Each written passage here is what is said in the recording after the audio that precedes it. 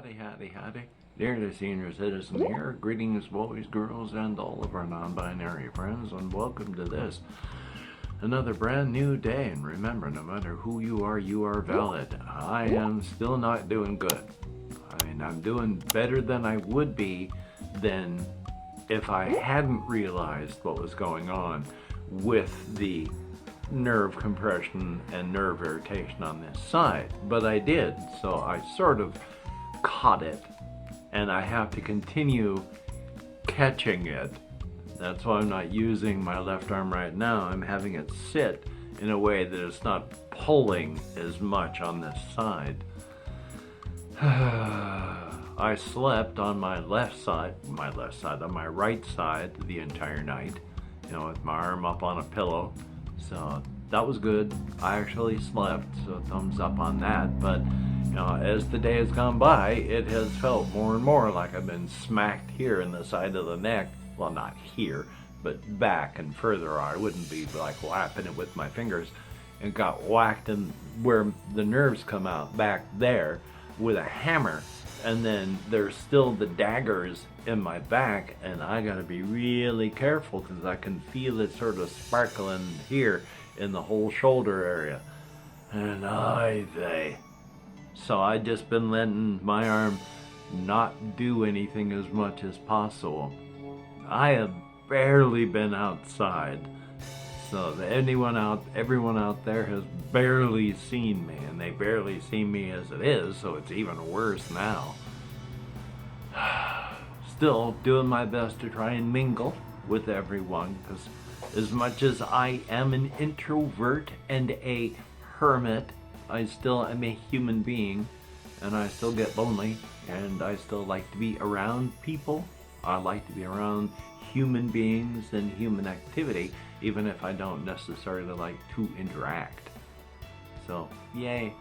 But this has been, and yet I have still had to go out. Like yesterday, I went to Walmart with my walker, very, very carefully, putting my left hand on the walker, but using my right arm to actually guide it and power it, which I gotta be careful with, because if I irritate the nerves and the muscles on this side too much, it's gonna be just like this side. And then I am really hosed like a Christmas monkey, except this time physically and not economically. Oy vey. So yeah, it's a time of uncertainty. So tomorrow, when it's not, like a holiday, banking type holiday, I'm going to go to and talk to the people at the the hospital, because my VA doctor is through the hospital, and that's my primary care person, which makes things weird because this, with my spinal compression, is being handled through Medicare. And so I have to keep it sharply separated, Medicare and Veterans Administration, because if it gets sucked, I do anything for it with the VA, it becomes Veterans Administration. And the Veterans Administration's wheels grind so slowly, and I don't want this stressed Veterans Administration system of this area to have to take care of this. So I've got to keep Medicare doing the nerve compression, and my VA doctor, who's a local doctor, but has become, through paperwork and all that, a part of the VA doctor network. So he takes care of vets through the VA network in the local community. But I gotta make sure that this part stays not a part of him. So I gotta go talk to and find the part of the hospital that does it's not osteo and all that, so that I can try and talk to and schedule the surgery and such like that, and then sign up for Medicaid as well. I think I probably what's the word, when you qualify, there we go, because back when we were married, I and my wife were married, not you and me. Back when I and my wife were married, before she died, of course, she was on Medicaid. So, and we were both, on disability, and she qualified. So I probably qualified. Thumbs up. So, yeah, I got to get this taken care of. This is not good. I mean, I can't use this arm, and I'm afraid that it'll happen on this side, so I gotta be as careful as possible. Yay. Still though, trying to do as best I can, watching videos on how to play games. After all, I got to learn how to play One Deck Dungeon. We're right by a major roadway. I wanted to learn how to play, but it was a hard to read manual that's a moderately thick hard to read manual with a fair amount of rules. And so I watched a lot of videos where they played, and it was like, aha! And then I just started watching various people do stuff because that was interesting. So I'm now trying to do the same for Final Girl. Problems with that. One Deck Dungeon is a relatively quick game, so even if you don't do any editing, you can do a game in about a half hour, 20 minutes if you're really zooming. Final Girl is not a game that you can do that fast. I mean, it can take 20 minutes just to do the setup, even with a playmat. And I think there are playmats that are for sale for Final Girl.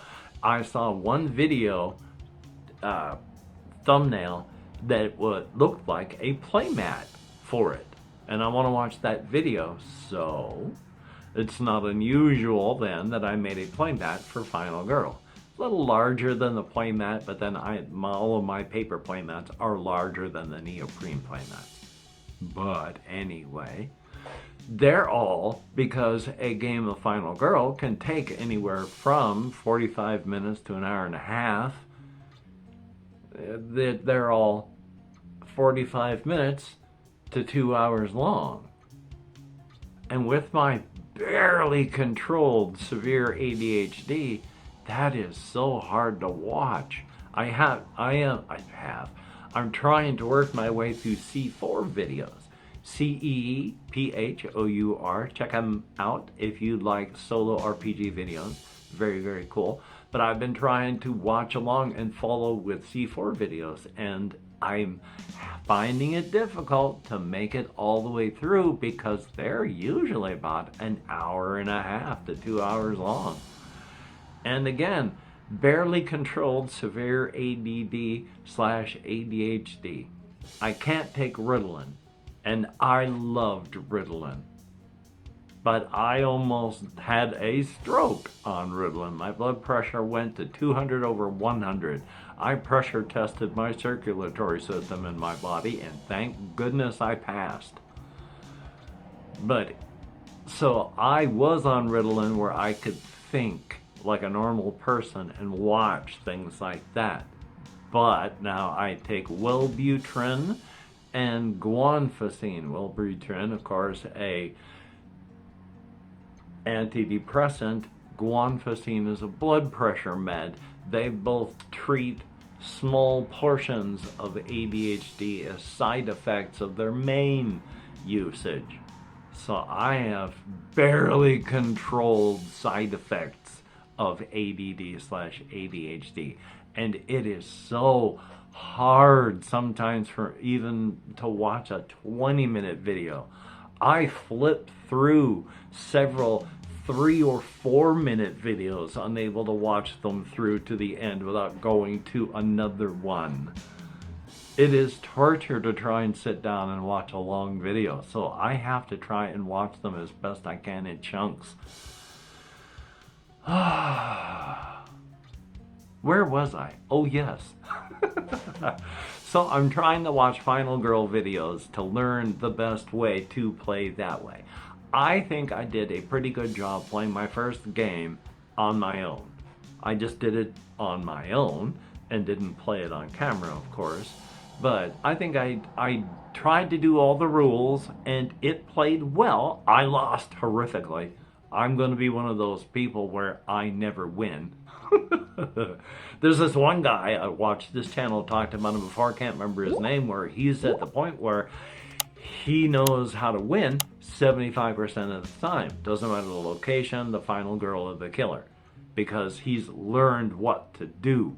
And he's got 10 tips, and I need to find that player again. Hopefully I went and subscribed to the channel.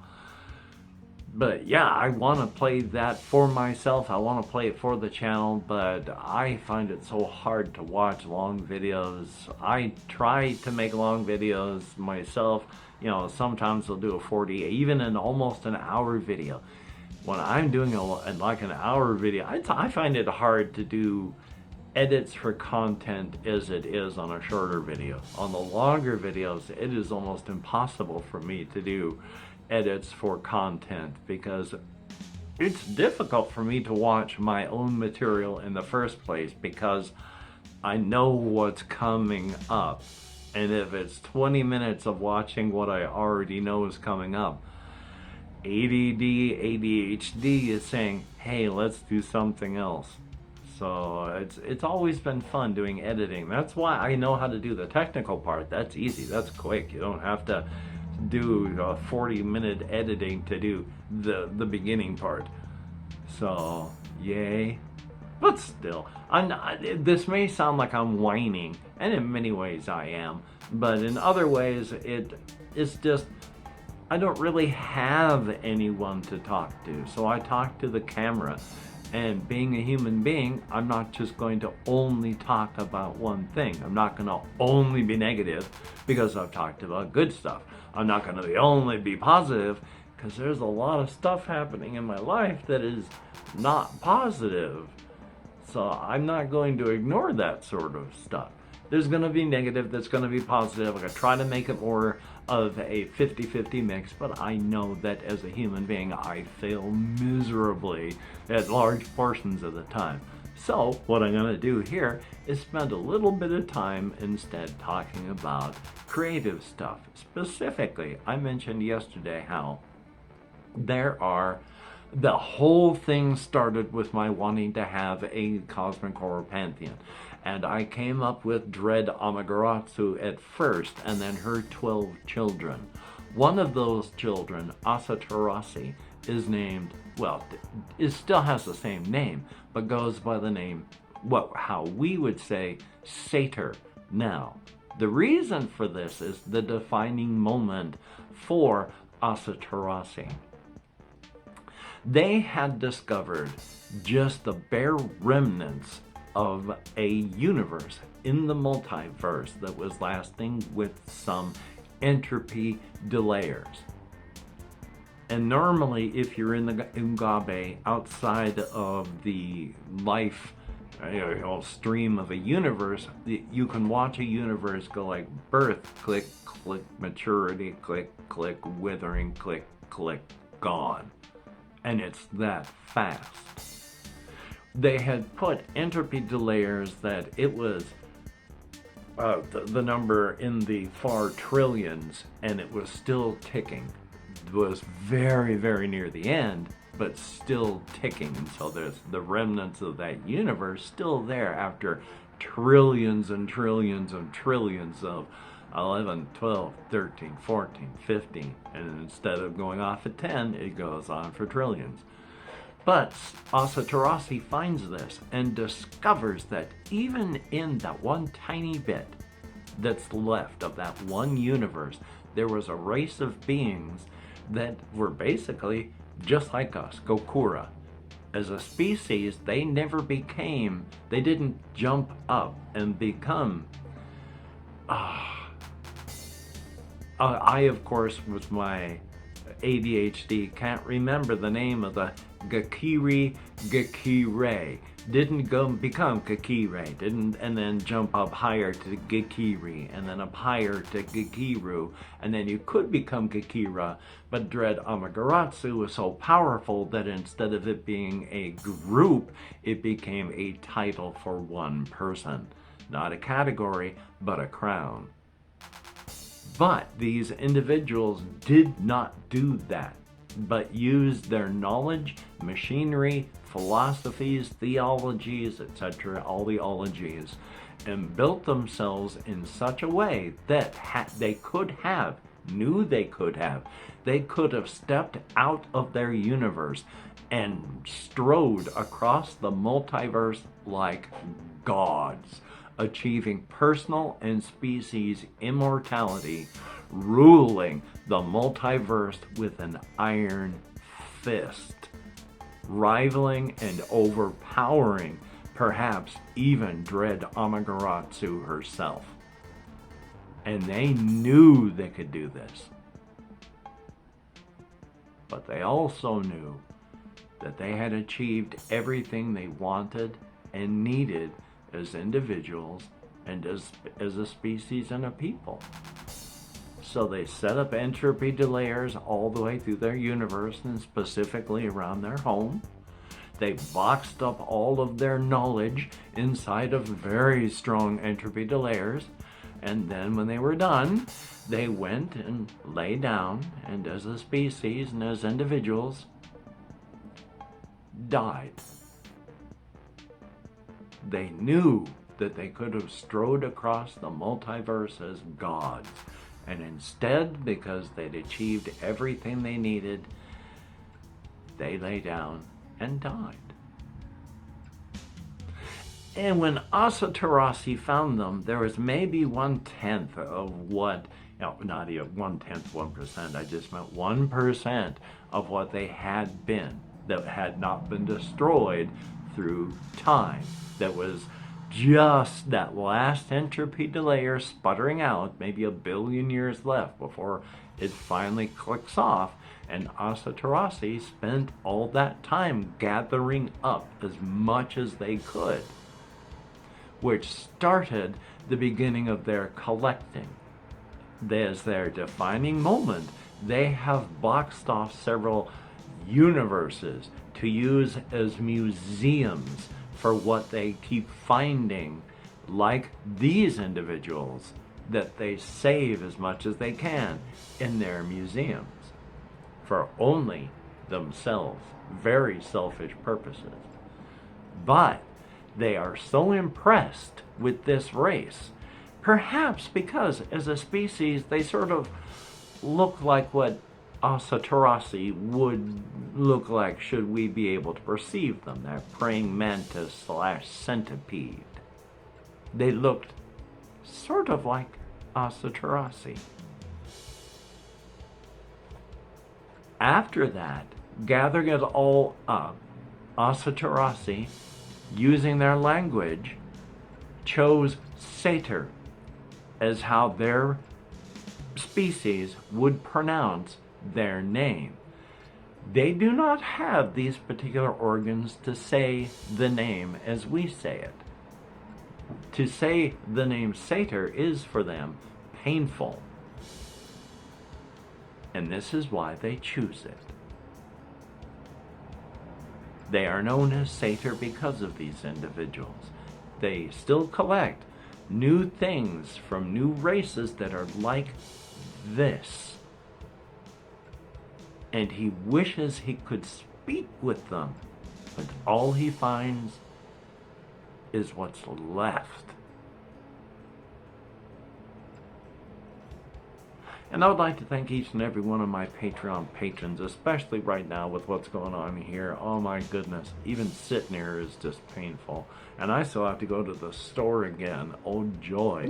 But thank you so much. You know who you are. It is appreciated. Greatly, greatly, greatly. Thumbs up. You are beautiful and awesome people. When I can, I will be putting your names back up on the screen. So thank you. For everybody that has left me a comment, thumbs up, thank you. And thumbs up and thank you, 77 Arcturus. Greatly appreciated. Absolutely everybody that has left me a comment, thumbs up. It is very appreciated. I read them all. I comment on as many as I can. Thumbs up and thank you. So I am going to do what minimal editing I do. Luckily I have a template. I just have to do a tiny bit of editing on the actual video itself, and with the template, takes just a very few minutes. So thumbs up on that. So hey, you take care. Have a great day today. I will see you on the flip side, and no fancy editing. Just gonna tap the on-screen button and stop recording. So take care.